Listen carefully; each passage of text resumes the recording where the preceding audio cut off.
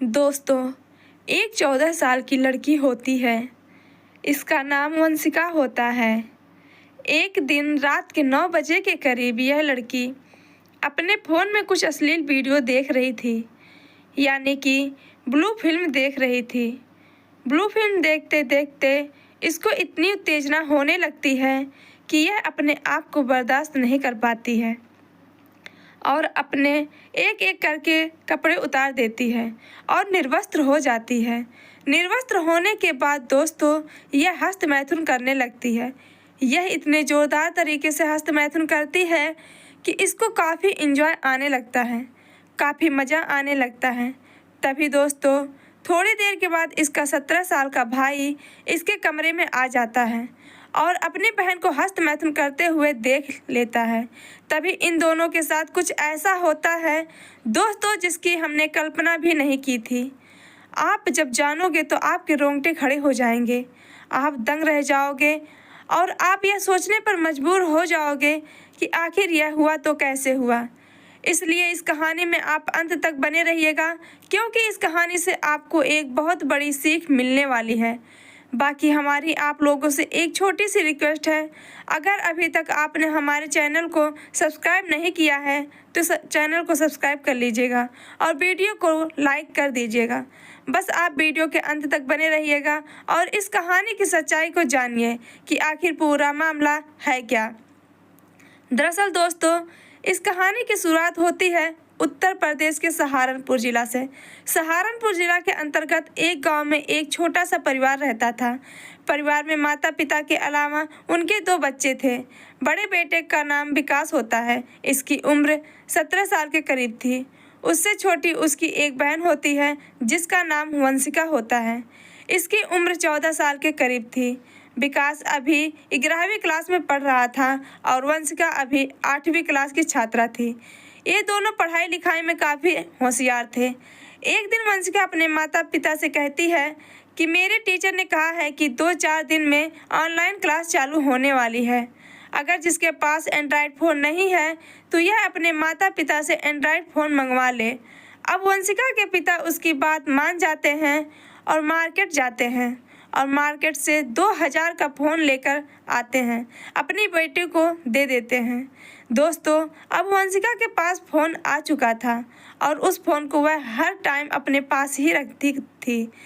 वह जब स्कूल से आती थी तो स्कूल से आने के बाद वह ऑनलाइन क्लास भी लिया करती थी। अब इस तरीके से दोस्तों धीरे धीरे समय गुजर रहा था। एक दिन रात के 9 बजे के करीब वंशिका अपने बिस्तर पर लेटी हुई कुछ रील्स वगैरह देख रही थी। तभी उसके सामने एक ऐसी वीडियो आती है कि उस वीडियो में ब्लू फिल्म के बारे में बताया जा रहा था। अब वंशिका यह सोचने लगती है कि आखिर ये ब्लू फिल्म होती क्या है, कैसी होती है। उस वीडियो में ब्लू फिल्म की कुछ वेबसाइट के बारे में बताया जा रहा था। फिर वंशिका उनमें से एक वीडियो पर क्लिक कर देती है तो वीडियो चलने लगती है। फिर वंशिका उस अश्लील वीडियो को यानी कि ब्लू फिल्म को देखने लगती है। शुरुआत में तो वंशिका को ये अच्छा नहीं लगता है, लेकिन धीरे धीरे उसको ये अच्छा लगने लगता है और लगभग 1 घंटे तक वो अश्लील वीडियो देखती है। उसके बाद अपना फ़ोन बंद करके और सो जाती है। दोस्तों एक दिन वंशिका शाम का खाना खाती है और अपना होमवर्क करके अपने कमरे में जाकर लेट जाती है। तभी अपना फ़ोन उठाती है और उसमें अश्लील वीडियो देखने लगती है। दोस्तों इस तरीके से 1 महीने का समय गुजर जाता है। 1 महीने के अंदर अंदर वंशिका को इन वीडियो की आदत हो चुकी थी, उसको लत लग चुकी थी। ऐसा कोई भी दिन नहीं जाता था जिस दिन वह अश्लील वीडियो ना देखे। दोस्तों एक दिन रात के 9 बजे के करीब वंशिका अपने फ़ोन में अश्लील वीडियो देख रही थी। तभी उसे उत्तेजना होने लगती है। उसका मन करता है कि वह किसी के साथ फिजिकल रिलेशन बनाए, लेकिन उसकी तो किसी से बात भी नहीं थी। आखिर वह फिजिकल रिलेशन बनाए तो किसके साथ बनाए। तभी वह अपने कपड़े उतारती है और निर्वस्त्र हो जाती है और वीडियो में देखकर हस्तमैथुन करने लगती है। वह इतनी ज़ोरदार तरीके से हस्तमैथुन करती है कि उसे आनंद आ रहा था। उसने अपनी आंखें भी बंद कर रखी थी। तभी उसका 17 साल का भाई अपनी बहन के कमरे में आ जाता है और अपनी बहन को निर्वस्त्र देखता है और यह भी देखता है कि वह अपने फ़ोन में अश्लील वीडियो देख रही है और जोरदार तरीके से हस्त मैथुन भी कर रही है। जब वंशिका अपने भाई को देखती है तो घबरा जाती है और डर जाती है और तुरंत ही अपने कपड़े पहनती है। फिर उसका भाई भी अपनी नज़रें नीची करके उस कमरे से बाहर चला जाता है। दोस्तों, अब वंशिका को काफ़ी टेंशन हो चुकी थी। वह सोच रही थी कि यह काम करते समय मेरे भाई ने मुझे देख लिया। अगर मम्मी पापा से उसने बता दिया तो मेरी बहुत ज़्यादा पिटाई होगी और मेरे हाथ से फ़ोन भी चला जाएगा। अब वंशिका अपने दिमाग में एक खौफनाक प्लान सोचने लगती है और उस समय के आने का इंतज़ार करने लगती है। दोस्तों, आखिरकार वो दिन आ ही जाता है। एक दिन रात के 11 बजे के करीब वंशिका अपने कमरे से निकलती है और अपने भाई के कमरे की ओर चली जाती है। फिर अपने भाई का दरवाज़ा खटखटाती है। अंदर से दरवाज़ा खुलता है। उसका भाई विकास अपनी बहन से कहता है कि तुम यहाँ क्या कर रही हो और इतनी रात को क्या लेने के लिए आए हो। फिर वंशिका अपने भाई से कहती है कि मुझे तुमसे एक बहुत ज़रूरी बात करनी है, तुम अंदर मुझे ले लो और दरवाज़ा बंद कर दो। फिर यह दोनों अंदर चले जाते हैं और दरवाज़ा बंद कर दिया जाता है। फिर एक जगह बैठकर यह दोनों एक दूसरे से बात करने लगते हैं। वंशिका अपने भाई से कहती है कि उस दिन रात में जो तुमने मुझे देखा था उसके बारे में तुमने मम्मी पापा को तो नहीं बताया। फिर उसका भाई उससे कहता है कि मैंने किसी से भी नहीं बताया। फिर वंशिका अपने भाई से कहती है कि तुम इसके बारे में किसी को मत बताना, जो तुम चाहोगे मैं तुम्हारे लिए करने के लिए तैयार हूँ। अब उसका भाई विकास जब यह बात सुनता है तो बड़ा खुश हो जाता है और अपनी बहन से कहता है कि जो मैं चाहूँगा क्या तुम मेरे लिए वो करोगी। फिर वंशिका कहती है हाँ, जो भी तुम चाहोगे मैं तुम्हारे लिए करने के लिए तैयार हूँ। फिर उसका भाई वंशिका के साथ छेड़छाड़ करने लगता है, कुछ अश्लील हरकतें करने लगता है। जब वंशिका यह सब देखती है तो बड़ी खुश हो जाती है, क्योंकि वो चाहती थी उसका भाई उसके साथ कुछ करे। अब वंशिका भी अपने भाई का साथ देने लगती है। अब उसके भाई के हौसले और बढ़ जाते हैं और एक एक करके वह अपनी बहन के कपड़े उतारता है और उसके साथ संबंध बनाने का प्रयास करने लगता है। वो इतने ज़ोरदार तरीके से संबंध बनाता है कि वंशिका की हालत ख़राब कर देता है। वंशिका को काफ़ी आनंद आ रहा था। वो भी अपने भाई का भरपूर साथ दे रही थी। लगभग 2-3 बार एक दूसरे के साथ संबंध बनाते हैं और जब थक जाते हैं तो वहीं पर लेट जाते हैं। फिर सुबह 5 बजे के करीब वंशिका अपने भाई से कहती है कि जब भी मुझे मौका मिलेगा मैं तुम्हारे कमरे में आ जाया करूँगी और इसी तरीके से हम दोनों एंजॉय किया करेंगे। इतना कह के वंशिका अपने कमरे में चली जाती है। दोस्तों, अब वंशिका को जब भी मौका मिलता था वह रात के समय अपने भाई के कमरे में आती थी और उसके साथ संबंध बनाया करती थी। वह पूरी रात अपने भाई के साथ संबंध बनाती थी और सुबह 5 या 6 बजे के करीब वह अपने कमरे में आ जाया करती थी। इस तरीके से दोस्तों लगभग 2 महीने का समय गुजर जाता है। एक दिन वंशिका कुछ तबीयत खराब हो जाती है। उसको उल्टियाँ होने लगती हैं और उल्टियाँ रुकने का नाम नहीं ले रही थी।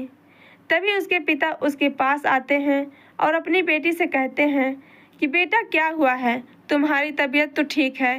फिर वंशिका कहती है कि पापा जी मेरी तबीयत ख़राब है, मुझे दवाई लेनी है।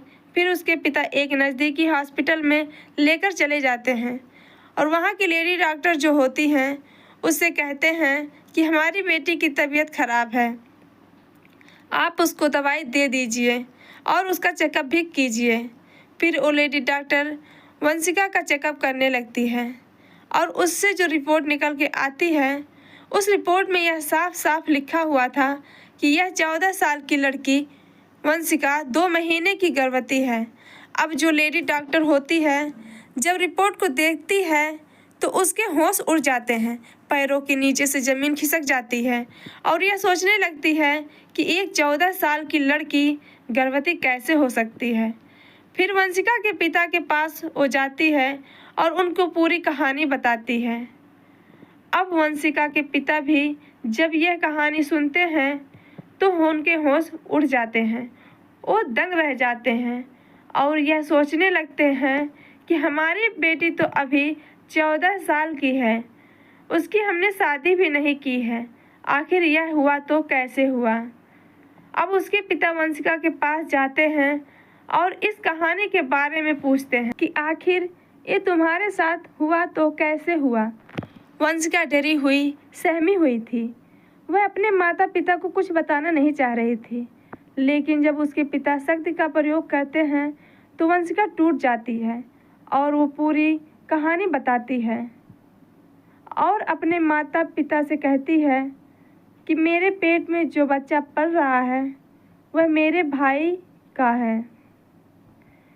फिर जब यह लोग यह बात सुनते हैं तो उनके होश उड़ जाते हैं, पैरों के नीचे से ज़मीन खिसक जाती है। फिर उसके पिता कहते हैं कि आखिर यह सब तुम्हारे साथ किस परिस्थितियों में हुआ, कब हुआ, किस कारण से हुआ। फिर वंशिका उनको पूरी कहानी बताती है। वो कहती है कि जब तुमने मुझे फ़ोन दिलवाया था तो उसके 1 महीने के अंदर अंदर मुझे ब्लू फिल्म देखने की लत लग जाती है और उसकी लत इतनी लगती है कि मैं पूरे कपड़े उतार के अपना हस्त मैथुन किया करती थी। एक दिन हस्त मैथुन करते हुए मेरे भाई ने मुझे देख लिया, इसी वजह से मैं उस पर मोहित हो गई और उससे संबंध बनाना चाहती थी। एक दिन मुझे मौका मिल जाता है और मैं अपने भाई के कमरे में चली जाती हूँ और उसके साथ संबंध बनाया करती थी। अब इस तरीके से 2 महीने तक हम दोनों ने संबंध बनाए, तब से ही यह काम चल रहा है। फिर वंशिका की जब यह बात सुनते हैं तो उनके होश उड़ जाते हैं और यह सोचने लगते हैं कि हमारे बच्चे कितने ज़्यादा बिगड़ चुके हैं। अब वंशिका के पिता उस डॉक्टर से कहते हैं कि हमारी बेटी की उम्र अभी 14 साल है, वो बहुत छोटी है। अगर इसके बारे में बाहर लोगों को पता लगेगा तो हमारी नाक कट जाएगी, हमारी इज्जत कहीं की नहीं रहेगी। इसलिए हम चाहते हैं कि तुम उसका अबॉर्शन कर दो। फिर वो डॉक्टर भी मान जाती है। डॉक्टर कुछ पैसे लेती है और वंशिका का अबॉर्शन कर देती है। ये लोग वंशिका को लेकर अपने घर पर आ जाते हैं और वंशिका का जो भाई विकास होता है उसको यह लोग एक हॉस्टल में पढ़ने के लिए बाहर भेज देते हैं। तो दोस्तों, इस कहानी को सुनाने का हमारा मकसद आप लोगों को परेशान करना या आपका दिल दुखाना नहीं था, सिर्फ आप लोगों को सचेत और जागरूक करना था कि आप हमारे समाज में इस तरह के लोग भी रहते हैं जो कम उम्र में अपने बच्चों को फ़ोन थमा देते हैं। ठीक है, अगर आपने अपने बच्चों को फ़ोन दिया है तो उनके फ़ोन में आप चेक कीजिए कि आखिर वह बच्चे क्या देख रहे हैं, अपने फ़ोन में किस तरह की वो पढ़ाई कर रहे हैं, कौन कौन सी वो वेबसाइट सर्च कर रहे हैं। अगर इस तरीके से आप अपने बच्चों पर ध्यान नहीं देंगे तो शायद आपके बच्चे भी बिगड़ जाएं, जैसे कि वंशिका बिगड़ चुकी थी। तो दोस्तों, इस कहानी से आपको क्या सीख मिलती है, आप हमें कमेंट सेक्शन में बता सकते हैं। तो चलिए दोस्तों, मिलते हैं फिर किसी और वीडियो में। तब तक आप अपना ख्याल रखें, अपने परिवार का ख्याल रखें और हमेशा सुरक्षित रहें। धन्यवाद। राधे राधे। जय श्री कृष्ण।